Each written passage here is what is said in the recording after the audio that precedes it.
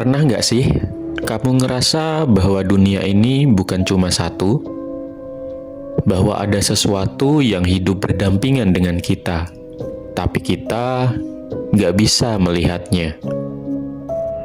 Malam ini aku mau menceritakan kisah dari seorang pria yang keluarganya ternyata dijaga oleh sesuatu.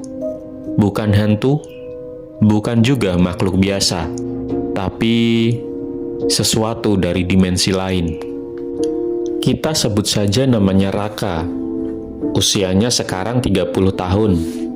Dia lahir dan besar di sebuah kota kecil di Kalimantan Tengah. Sejak kecil Raka bukan tipe anak yang percaya hal mistis. Dia logis, pendiam, dan selalu butuh bukti untuk percaya sesuatu.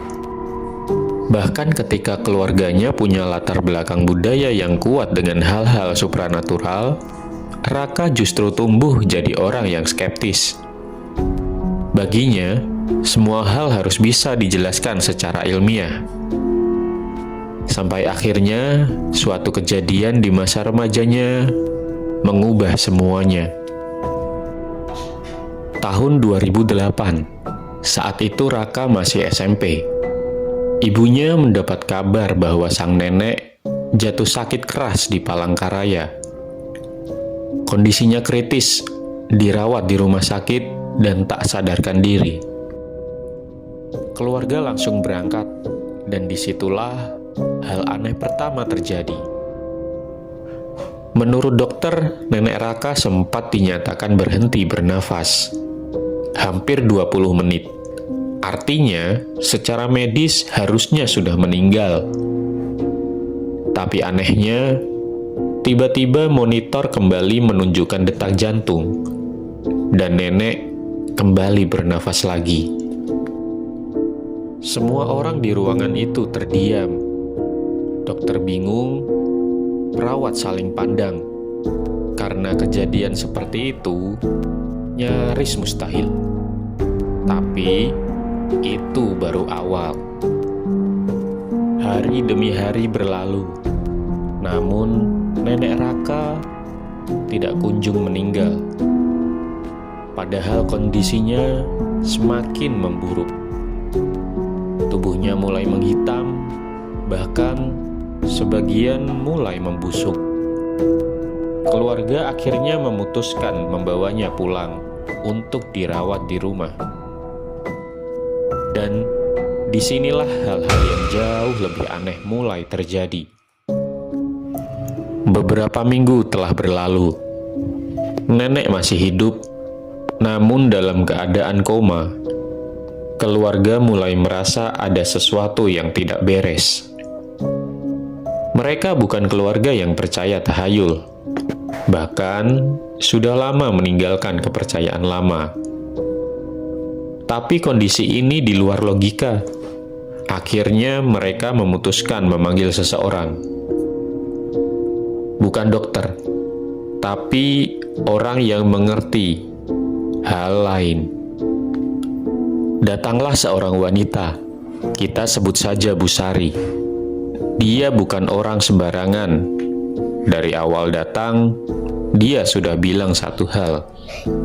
Ini bukan sakit biasa. Malam itu keluarga diminta menyiapkan sesuatu, kopi, tembakau, dan beberapa makanan. Ditaruh di dapur, lampu harus tetap menyala. Namun salah satu anggota keluarga menolak. Ia marah dan membuang semua sesajen itu, menganggap semua ini sesat dan memilih berdoa secara agama.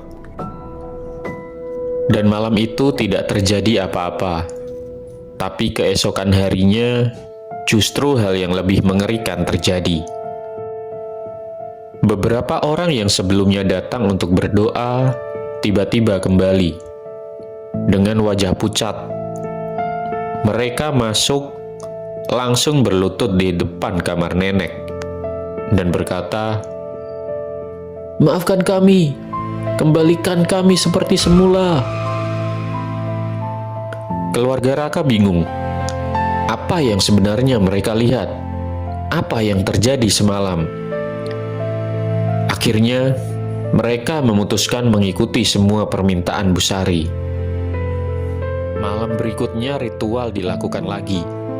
Kali ini, Busari benar-benar menjadi perantara. Tubuhnya mulai berubah. Suaranya bukan lagi miliknya. Lalu, sesuatu berbicara melalui dirinya.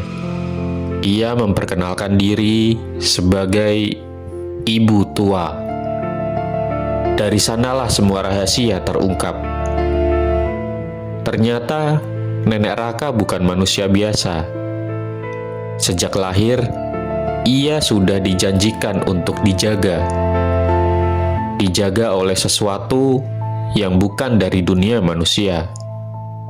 Sosok itu disebut penjaga, dan tugasnya melindungi sampai kapanpun.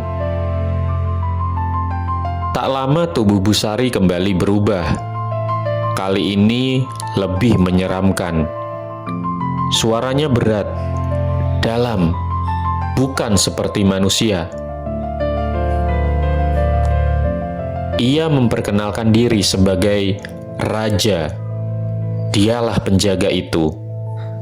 Ia berkata, "Aku sudah menjaganya sejak dulu, dan aku tidak akan melepaskannya."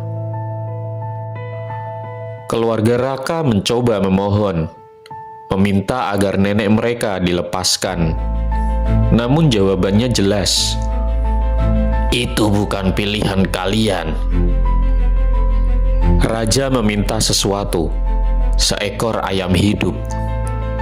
Tanpa banyak pilihan, keluarga menuruti. Dan yang terjadi setelah itu sulit dipercaya. Dengan kondisi seperti kesurupan, Busari menggigit leher ayam itu. Darahnya dioleskan ke tangan setiap anggota keluarga. Sebagai tanda bahwa mereka adalah bagian dari yang dijaga. Dan sejak saat itu, Raka sadar ini bukan sekedar cerita mistis. Ini sesuatu yang nyata. 2 hari setelah ritual itu, akhirnya nenek Raka meninggal dunia dengan tenang. Seolah seorang akhirnya mengizinkannya. Tapi cerita tidak berhenti di situ. Sejak kejadian itu, hal-hal aneh mulai sering terjadi di keluarga mereka. Ada yang mendengar suara, melihat sosok, bahkan beberapa orang menggambarkan sosok yang sama. Seorang pria berpakaian adat dengan burung di bahunya. Sosok yang diyakini adalah raja. Masih menjaga dan masih mengawasi. Raka sekarang percaya satu hal, bahwa dunia ini lebih luas dari yang kita pahami. Ada sesuatu yang hidup di dimensi lain. Tidak selalu jahat, tidak selalu baik, tapi mereka ada. Dan mungkin sebagian dari kita tidak pernah benar-benar sendirian.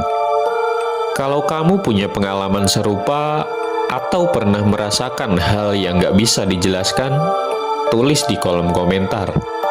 Dan ingat, kadang yang paling menyeramkan bukan yang terlihat, tapi yang selama ini diam-diam menjaga kita.